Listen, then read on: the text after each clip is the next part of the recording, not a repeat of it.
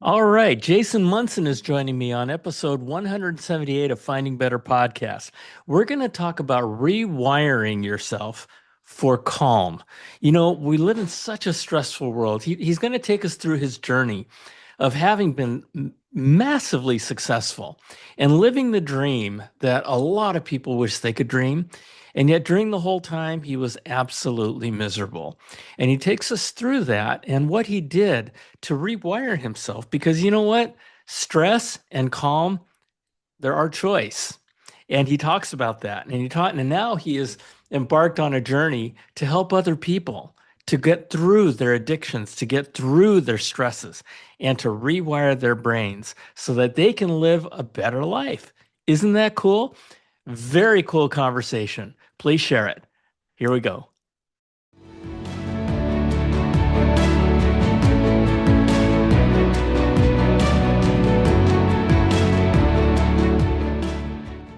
Hello, hello, hello, and welcome back to our Finding Better podcast. My name is John Suzuki, and I am your host.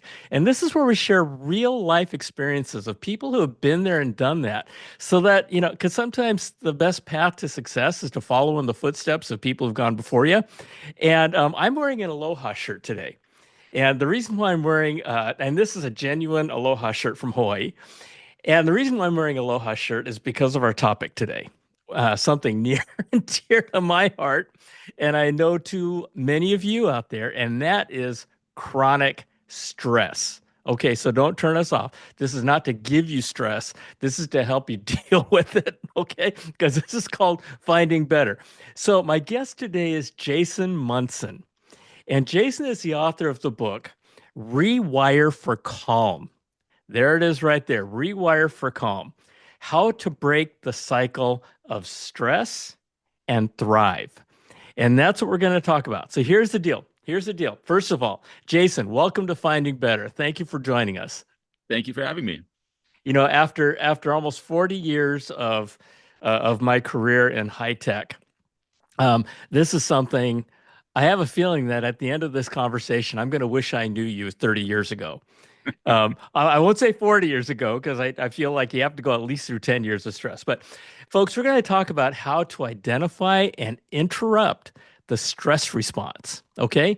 We're going to learn today, right now, how chronic stress can sabotage your creativity, your communication, your relationships, and certainly your performance, and how you can take it all back. We're going to talk about neuroscience-based techniques to be able to shift on demand to calm and a creative mindset. Doesn't that sound cool, right? That enhances your creativity and your productivity. And so, Jason, as we kick this off, love to know a little bit about your story. What happened to you and how your experience made your life a little bit better and what you learned from it.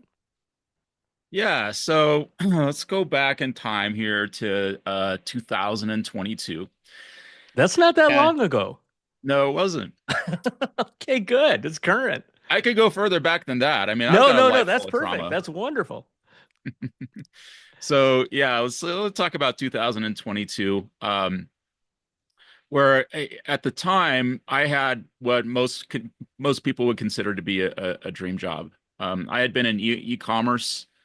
Uh, well, I'd have to do all the math, but I started doing e-commerce back in 2006, and I had built up this company I was selling on Amazon. I had built it up over decades, um, and it's the reason that I get to live in the place that I get to live, Which is Lake and Tahoe. I which just is said Lake it. Tahoe. Yeah, Yeah. so The stress uh, America of the stress capital of America. Yeah, go ahead. yeah, exactly, exactly.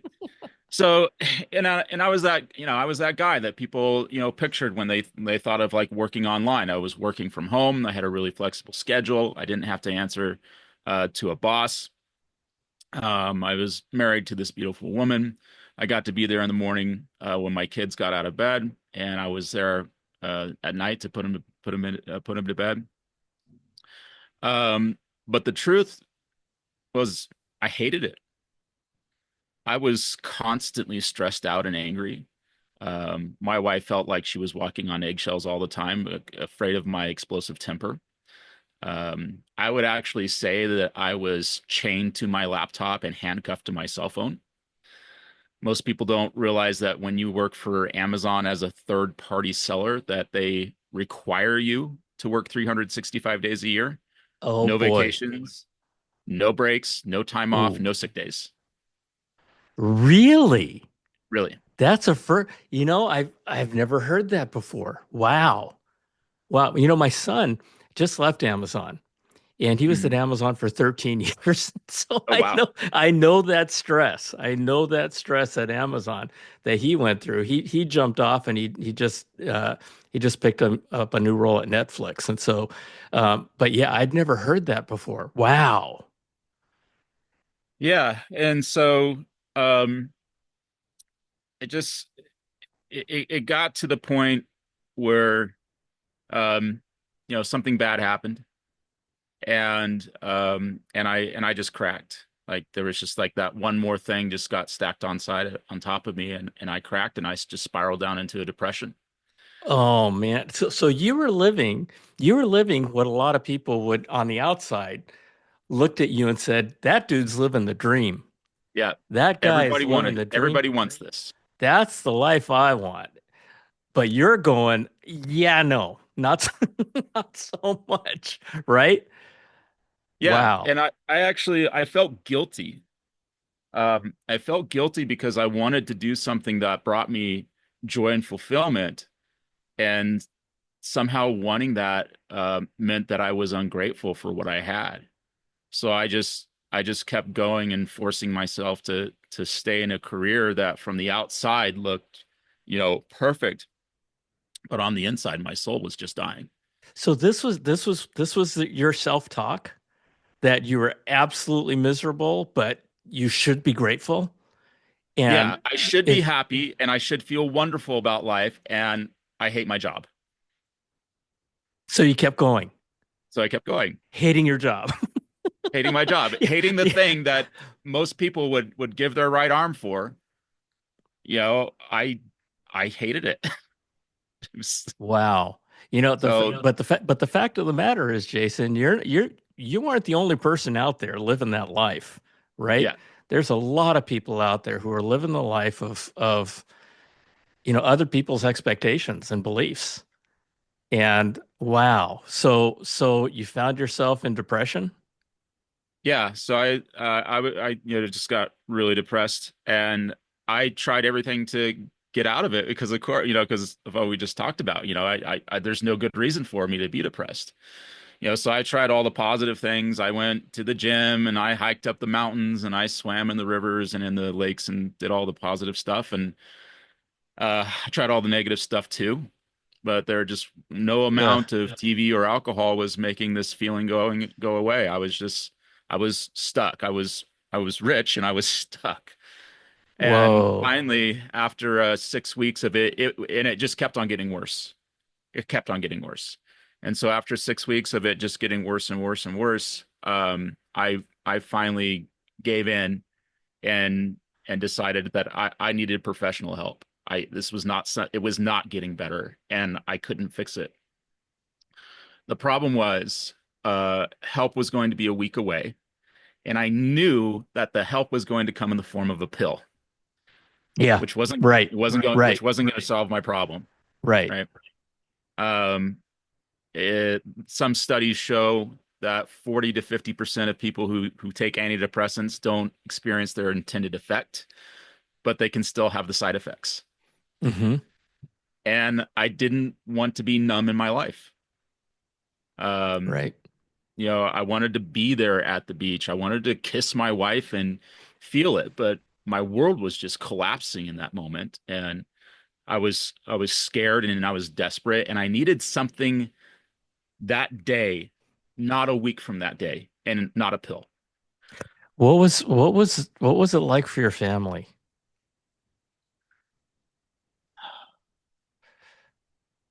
I got to a point, gosh, I'm gonna start crying here. Yeah. So, we can skip it. Yeah. I mean, I mean, you just said that, you were happily married. You wanted to kiss your wife and feel it, and you had Yeah, kids, and, I just can't imagine. Actually, I can. Actually, I can. And I'm sure there's a lot of folks out there who can feel your pain, right? Because it's insidious. It's just so destructive when you find yourself in that space. So yeah. yeah, yeah. So But you my just you my just wife answered the was question anyway. my wife was like totally my hero, through the whole thing. She was like Wonderful. my rock. She was like supportive when I was telling her, I'm like, I'm not sure if I'm going to be able to maintain our business. Um, and I think probably the hardest moment though was when I got to the point where I couldn't hide what was going on. Okay. Okay. And I had to have a conversation, with my, kids that were like 9 and 10 years old, and explain like that your brain can get sick, and that that what depression is, and like Mm-hmm. that this is what's Mm-hmm. going on with dad.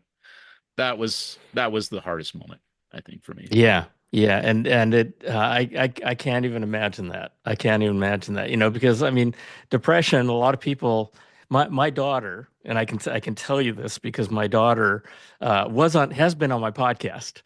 Mhm. And she asked me if she could come on my podcast to talk about her eating disorder. Mhm. She has a form of bulimia, and some of these things we're learning more and more. I mean, certainly over the last 3 or 4 decades, about mental illness that we didn't know before. And for me, with what my daughter went through, it was so hard. Because for me, it's like, you know, uh, e- eat something. What do you want to eat? Right? Let me get you your Right, favorite food. And she also suffered from depression. So it's like, well, let's go do something happy. Disneyland is the happiest place on earth. Let's go there. And so it's really hard. It's really hard for those around you, right? yeah, And trying to explain this to 9 and 10-year-olds. Whoa. yeah, Yeah. yeah. That was tough. So that was July 2022, and uh, it was July 31st, 2022. I remember The this exact day. the 2 days. It was on a Friday, Saturday that I finally said, okay, I need something, and I called my doctor. And it's like, okay, this is gonna be a week out. So I'm Hmm. like, okay, so what can I do today? I need something today. And so I had listened to a podcast Okay, months good. earlier, Woohoo. and they were talking about how our thoughts not only affect our emotions, but they shape our reality, how negative thoughts can physically make us sick, how Absolutely. positive thoughts could actually Hmm. heal us. And so that stuck with me. So I went and I searched online. I found the guy that was on the podcast, and I found a course on his website, and I locked myself in my office and just buried myself in that material to try to figure out what was going on inside my mind, because I just didn't want to think about my life anymore. And Wow. that day changed everything. Um, So what that was the one day that one day, the doctor said, I can't, I'll see you in a week. Is that the same day? yeah, it was actually the day after. Whoa. It was the It was day the day after. after. Okay. Yeah, Okay. But that one day changed your life. yeah. And what happened? So, Yeah. so what I learned on that day was that I couldn't focus on my past and all of my problems and the negative emotions that go with those, and at the same time focus on a positive vision of the future and feel positive emotions. I could be in one place or the other, but I couldn't be in both places. And my problem was is I didn't have a vision for the future. I didn't know what I wanted.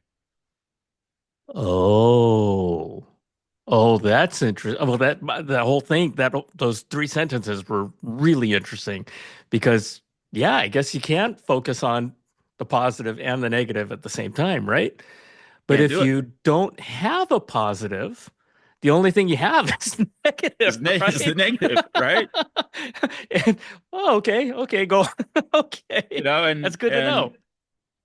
about 42 years, how old was I? In my early 40s, you get that's when people get to this midlife crisis point, where, the stuff that they've been doing for decades, all of a sudden it stops working, and this feeling just won't go away no matter what. So Yeah. so I hit that wall. So, but I spent several hours that day um learning tools and techniques for changing my thinking pattern. And you know what happened by the end of that day? My depression was just gone. Just gone. Seriously. That was the end of it. Okay. Yeah. Wow. Okay. And I So, just so I just kept on using the tool that I learned. I was in such a dark place, so there was just so much darkness that whenever I started to kind of go back to that darkness, I just use that as a signal to think of this ideal vision of the future, and how it would feel if I was there. And I just kept on focusing on that. And then every time I kind of started to slide back and start thinking about the past or worrying about the problems, I said, nope, I'm thinking about this. I'm doing this ideal vision of the future. And so I couldn't be depressed doing that. Just I couldn't. that is so cool. So you created that vision because you didn't have the vision before, right? No. And what did your vision look like that you created? Oh, boy, it's changed over the years. Sure, You sure. know, Well, you know. tell us what your vision is now that keeps you going. Yeah, so my vision right now has a lot to do with the development of my consulting business. So as a result of this process, I like totally dove in and I just wanted to learn more. And I eventually ended up going to a week-long meditation retreat with the doctor who had written all this information that I had learned from, that I had benefited from. And at those events, they recruit people to bring this work into businesses and organizations. Okay, so before we go there, that was not your vision that day that you thought about a vision, That was not the vision that day, but that's right? my That's a vision. vision My that vision now. That's the evolved, vision now. That's right? the vision. So Yeah. what? So So we could go describe back to that. yeah, describe the vision that you had on that day. So, well, I have to think. I have to think about this. So it was. I knew I wanted to do something that would bring me joy and fulfillment. But I didn't know what that was. So I just pictured myself, going through my day feeling joy and fulfillment from the work that I was doing. You know, um, I pictured like milestones in the future for my kids. Like them getting baptized, them graduating from high school, getting married, having kids, things like that. Um, I vision like places that I wanted to go. Like we wanted to do a Disney World vacation, and we had had done a bunch of planning around that. And so I was like, I would put on. You can go on YouTube, and there's these videos of people just walking through Disneyland. They're just holding a camera, just Right, walking right, through right, Disneyland. right. Uh-huh. So you could get the real visual. So I would picture myself walking through Disney World, rather, Right. going to Disney World, and us having this really great vacation there, and having all the fun that we would have. And then I had visions of what do I want my finances to look like? Um, you know what what would just be great? And through all of this, and I had done some of these exercises before, through Mm-hmm. other groups and organizations. So I kind of had that muscle, built, and some of it, um, I just had to kind of pick back up again. Um, but yeah, it was just like, oh, and that was the thing I was going to say. When you're creating an ideal vision of the future, it's not what you think you can get. It's what you would really want to have if there were no limitations. Okay. You know, so Okay. so that's where I went. What is my family like? What is the ideal? Not what I think I can get, but what is Yeah. the ideal for my family? What's the ideal for my relationship with my wife? What's the ideal for my relationship with God? Friends, fun, vacation, these sorts of I just call them buckets, in Mm-hmm. life, Mm-hmm. that where we get value, what's the ideal vision for my health and, and my body, as I'm going into my 40s and, my body's not metabolizing food like it used to. Right. Just everything. Like, what does a perfect life look like for me? That was the question. And I What a wrote I wrote gift. it down. What a gift. A lot of people don't know they can do that. And a lot of people haven't done that, right? But what a gift. And it sounds like from where you came, um, you were so absorbed and immersed in the world of your business that you just didn't have the cycles to think about anything else. Yeah, and you were It it just actually, took you down the spiral. it actually wasn't so much the business. Um, so I'll tell you what happened. I got a, every, you know, it, the business, when you run an Amazon business, you kind of get to the point where, well, at least what I did is I had it very much automated. Hmm. 90% of all the work was done by other people. I handled some business development, tasks and some other things, but I really wasn't having to work very hard in that business.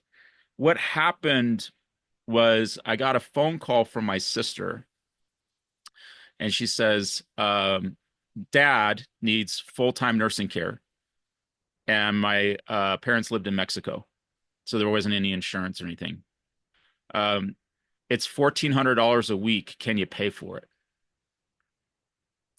And for whatever reason, like, that was what broke me. And of course I said yes. Hmm. And I had the money. I don't know why, but that was the thing, that Yeah. that just Yeah. that tipped me over the edge, with it. And so, yeah, there just wasn't. I didn't have, it was a Phoenix moment. It was just really this transformative moment Hmm. where I just couldn't go on being the same person that I used to be. I had to become somebody else.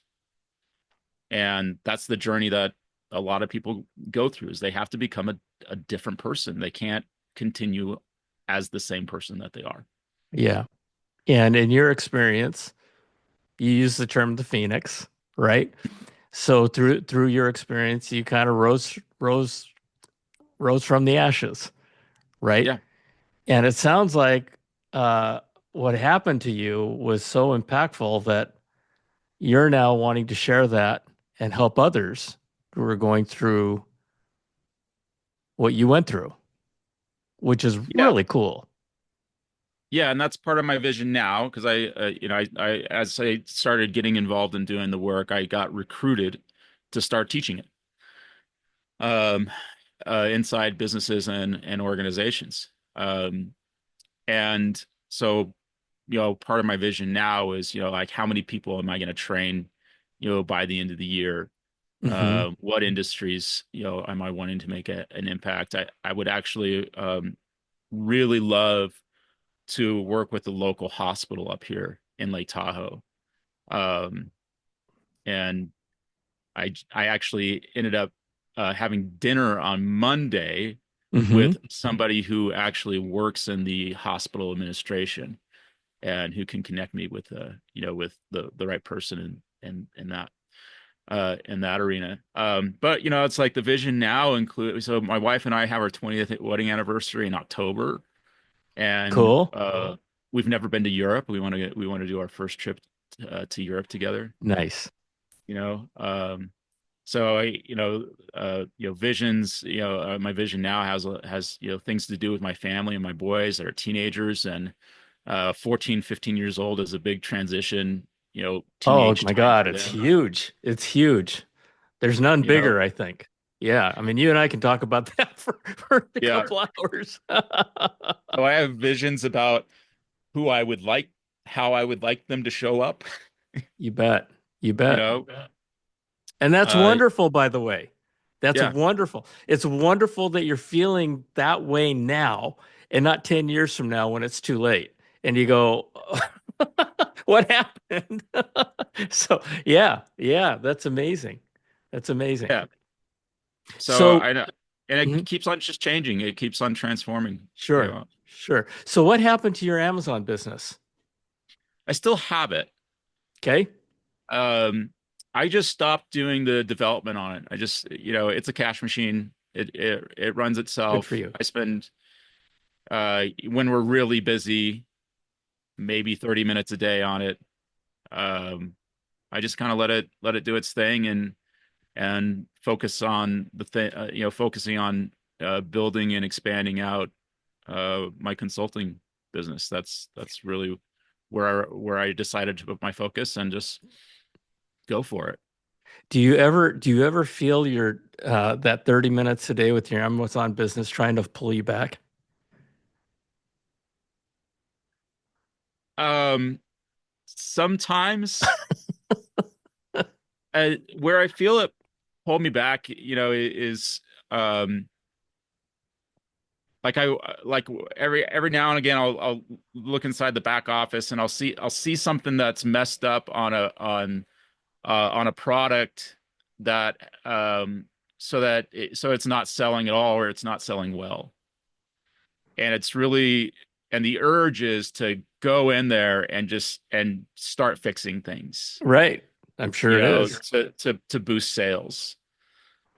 Um uh I really have to resist that, urge and to say no, this is, I'm focusing on who I am now and what am I becoming, as a consultant, as a coach, as a mentor, as a speaker. I spend a lot of time now developing my speaking skills to speak from stages, and there's just not there's just not enough energy for me to do both. I really want to stay in this space. Well, you just said something that's actually very, very poignant. And especially for folks who are in their middle ages and stuff like that, going through transition. And what you said is you want to focus on the person you want to become, not the person that you've been. And that is a really, really powerful place to be, to realize that, right? Now, couple of questions for you that I'd love for you to talk about is, first of all, how do you know you've got a problem? And secondly, okay, secondly, what are some things people can do? I mentioned earlier on these neuroscience-based techniques to shift. Yeah. So, yeah, if we could just talk about those two things, right? How do you know, and what can you do about it? Right. So, unfortunately, um, we we're living in a stress pandemic worldwide. Yes. Yes. Um, and um, we it has a negative impact upon our health, on our relationships, and our work. And the research shows that most people are in stress for 70% of their day. So you ask, how do you know if you have a problem? Well, I don't know. If your eyes are open and you're walking, thinking, and moving around, you might most likely have a problem with stress. Yeah, because the other 30%, you're sleeping. You're sleeping. Yeah. So, Yeah. it's at the point now where it's like if you're not receiving training, if you have not been trained on how to manage and lower the amount of time that you are in stress, then most likely you're stressed. Uh, and the reason, and part of that is that we have we have stress coming in from so many different ways, so many different sides. It's like when you think of stress, you know, and we get into it, it's like Oh my God, Lord. Yep. how much. Well, let me ask you this question: what stress in your life is not connected to this? What stress in my well, I mean, yeah. In one way or another, this plays a role, right? Yep. Uh, And so folks, for I, those of you who are listening and can't see, he just put up his smartphone, and yeah, we're talking about how every stress out there is connected to the iPhone or smartphone. yeah.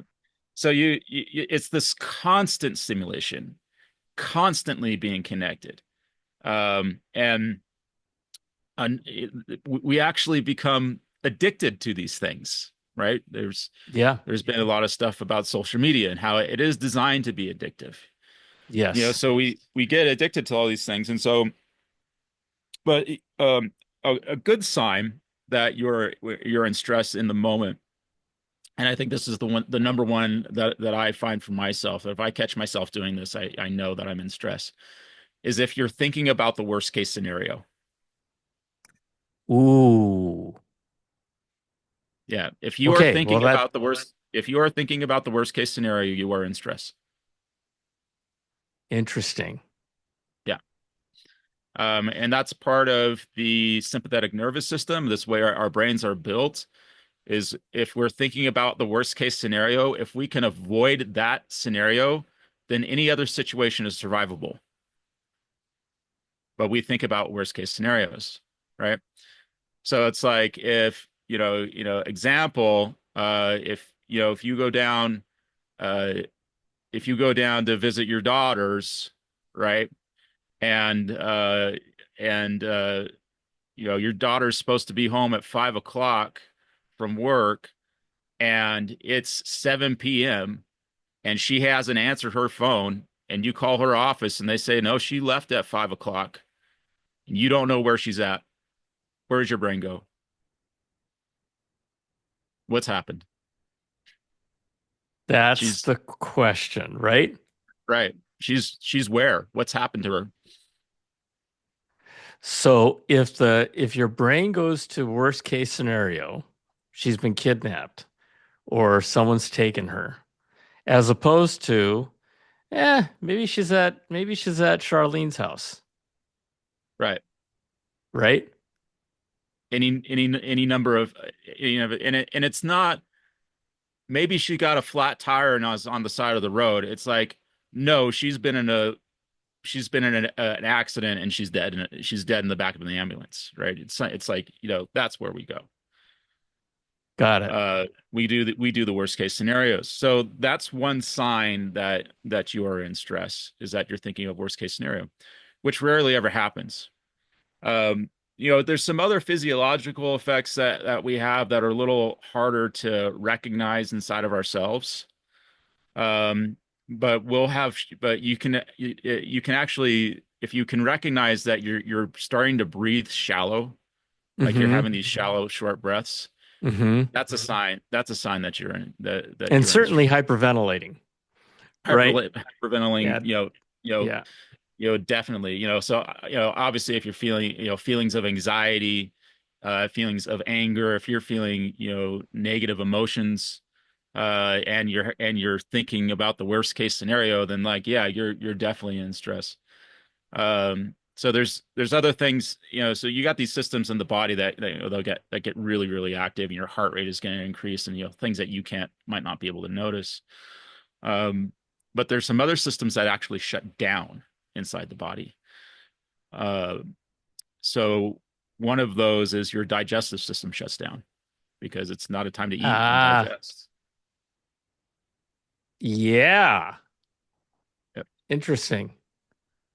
You lose your So appetite, you can't eat, you're just, yeah, so you got a interesting. guy that's in that that's working in tech, you know, and Hmm. he's in stress for 10, 20. He's working there and he's doing this for 10, 20, 30, 40 years or more inside tech, and then all of a sudden he has stomach cancer. Right. All the body Right. was all the energy was taken away from the body, and he's shoveling, down this, high fat, high salt, diet, for years. And then it's like, okay, the body can't handle it. So the other thing that shuts down is the reproductive system. It's not a time to reproduce. So, and there's no I energy left, and It's there's no not a energy time left, to reproduce. Yeah. not a time to reproduce, and there's no energy left inside the body for a long-term building project like making a baby. No kidding. Yeah. Wow. The sad part to this is that my sense of it, and I don't know because I don't know all who's watching this, but I got to believe that the vast majority of people are out there going, that's my life, right? Especially people in high tech and in pretty high profile, high stress jobs, right? I mean, you just described your life up until you came to your realization, Yep. and the life that you described is the one that millions and millions and millions of people are out there living right now. Um, so what are there things that they can do? I mean, obviously, you're going to give your information on how people can reach you, but when people find themselves in a dark place, what are a couple of things they can do? Well, probably the first thing they could do is buy my book and read it. Okay, that's not the answer I wanted. No, no, no, no. These Sorry. people are Okay. they're in the space like you were right now. They're not going to get out. They're not Yep. going to go buying your book. What can they do right now? So we talked about earlier is determining what your ideal vision is for the future. That's one thing that you can do in the moment. If you're right there in the moment and like you're at work, or you're in a place where you've just been triggered and you're in a high stress. It's like, go find a place that you can sit for 5 minutes and and uh practice doing a breathing exercise. And you can find these if you do. I mean, you can look up on YouTube, box breathing exercises, and you'll find there's a ton of them that you can actually just breathe along with it. They'll just tell you, Now, now, take, now the breathe it. now the box breathing exercise has to do with inhaling for 4 to 6 seconds, holding for 4 to 6 seconds, exhaling for 4 to 6 seconds, holding for 4 to 6 seconds, right? So if you imagine a box, that's a box technique, right? Yeah. Okay. So, Okay. and what I like to do with that is focus on a positive emotion at the same time, right? So like, for instance, peacefulness.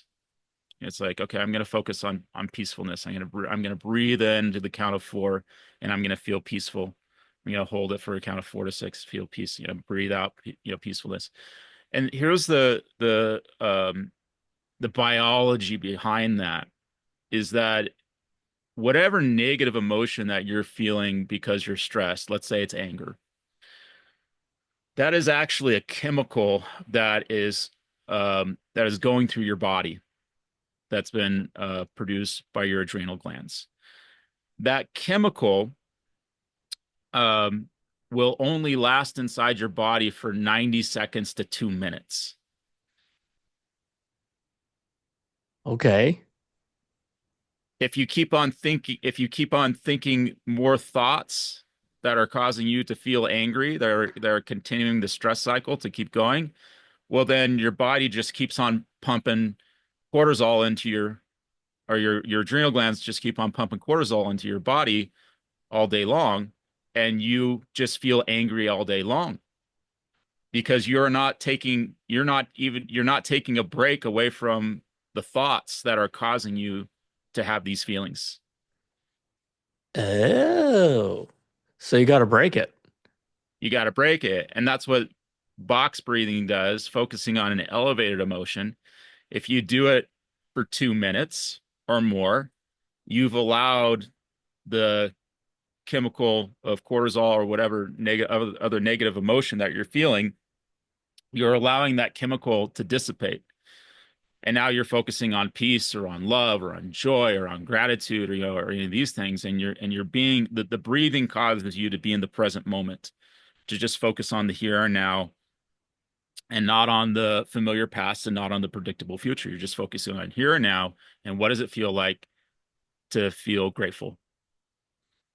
It's amazing because I just had a physical reaction. I mean, just now as you were talking, as you were speaking about anger, I started feeling this feeling of anger because I started thinking about things that I'd get angry about.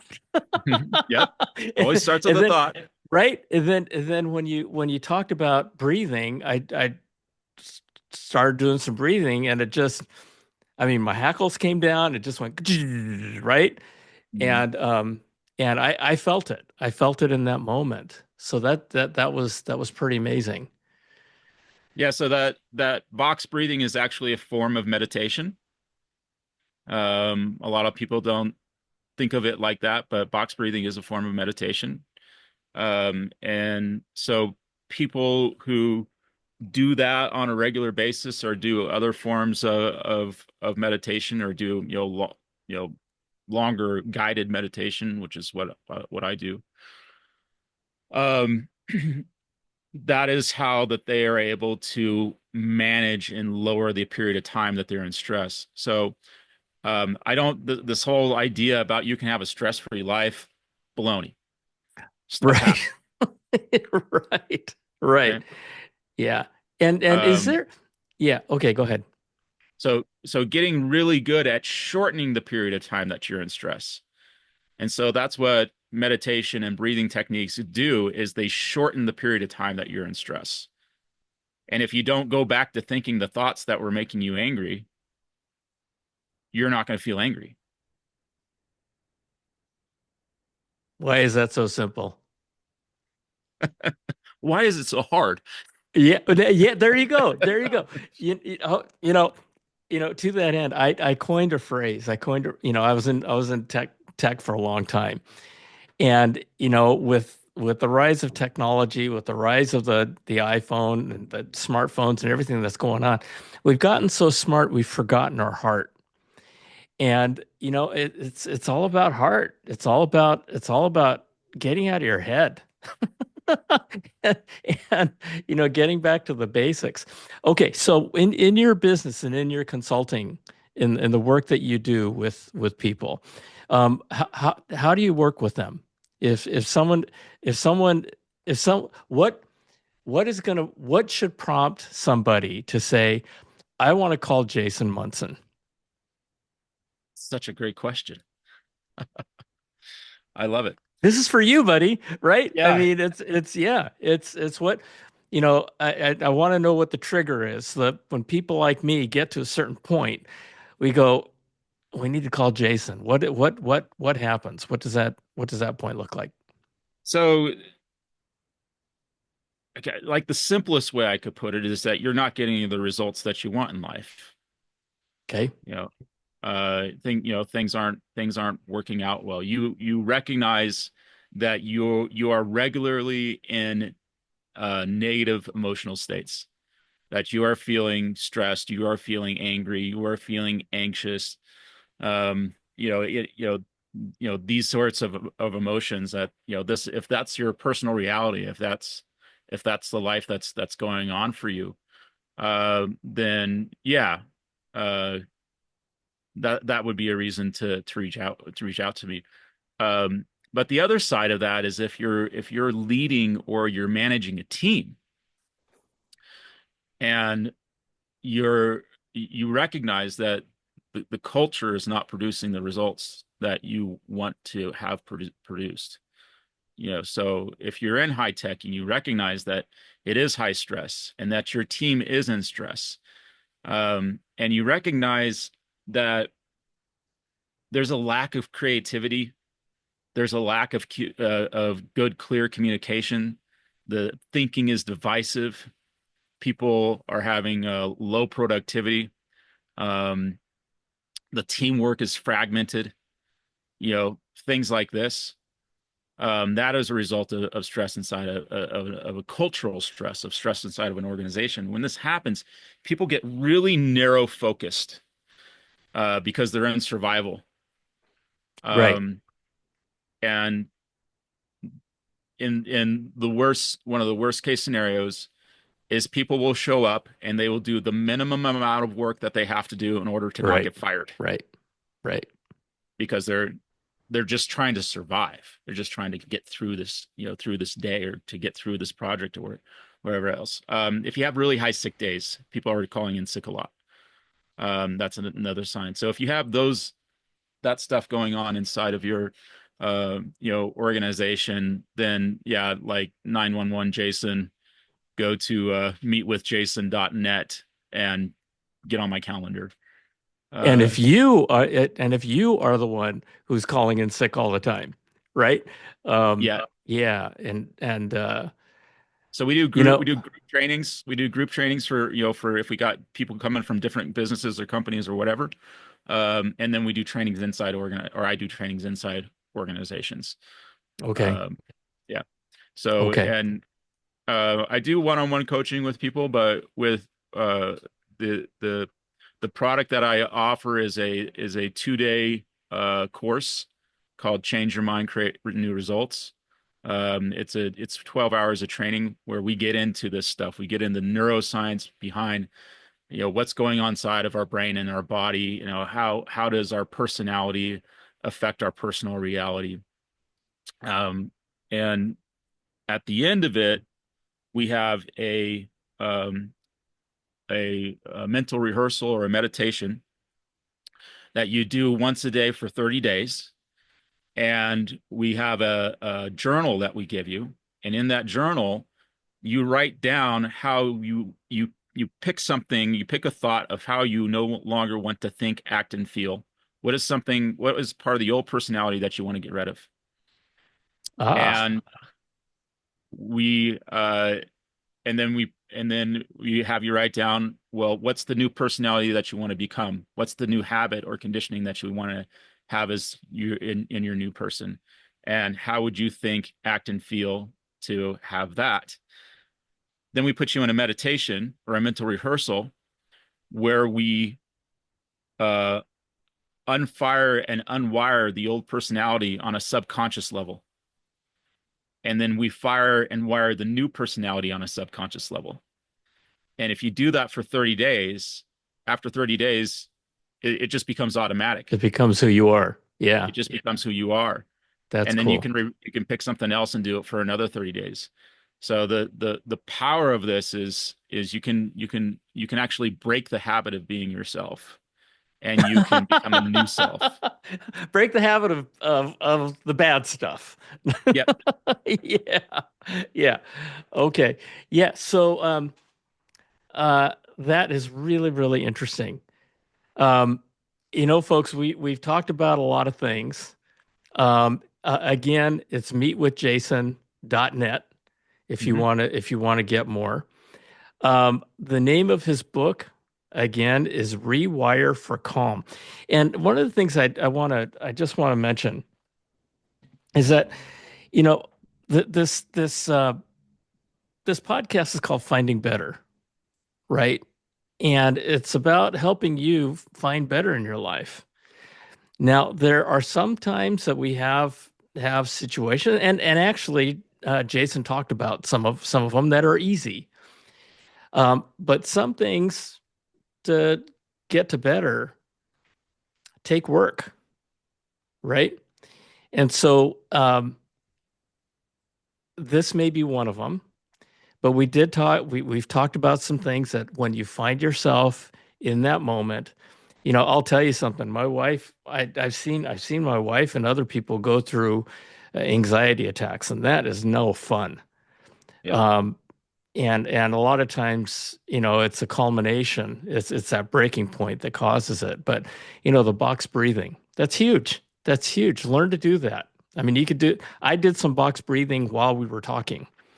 And so again, it's inhale for 4 to 6 seconds, hold for 4 to 6 seconds, exhale to 4 to 6 seconds, and then inhale for 4 to 6 seconds. Did I get that right, Jason? Yeah, you got it right. And focus, but Okay. the key Yeah, is that you have to focus on a positive, elevated emotion when you do it. perfect. Perfect. Perfect. Thank you for sharing that. Yeah, I wasn't doing that. I'm going to do that now. So with that, Jason, you want to add anything else as we close? I would love to talk for another hour. Yeah. Like, can we just keep going? Well, This is let's such a let's great have you back. conversation. Let's have you back. And yeah, I definitely welcome you back. Yeah. And we can talk more because I'll tell you something. It's what you're talking about is just so poignant to what we're trying to do. And I'm talking to my audience now, folks. It's all about you, right? It's all about you, and we can and it's really cool because of that. And so, Jason's given us a lot of amazing things to think of. So, as you go through your life, just kind of first of all, rewind this and listen to it again because you listen to it a second time, you're going to hear something different. And share this with folks you love and folks. As Jason said, we're all in stress. When you wake up in the morning, you're in stress because that's the world that we live in. And so Jason, thank you for joining me on Finding Better. Um, Gosh, I love you for what you're doing, and I so appreciate you taking an experience that you had and using that energy of having recovered from it and helping others through it. That's just amazing. And folks, so with that, I love you. God bless you. Thank you again for joining us. Again, to get with Jason, it's meetwithjason.net. Okay, and check out his book because it's I anyway, Rewire for Calm. You can get it on Amazon. Okay. Until next time, thanks again. We'll see you later. Bye.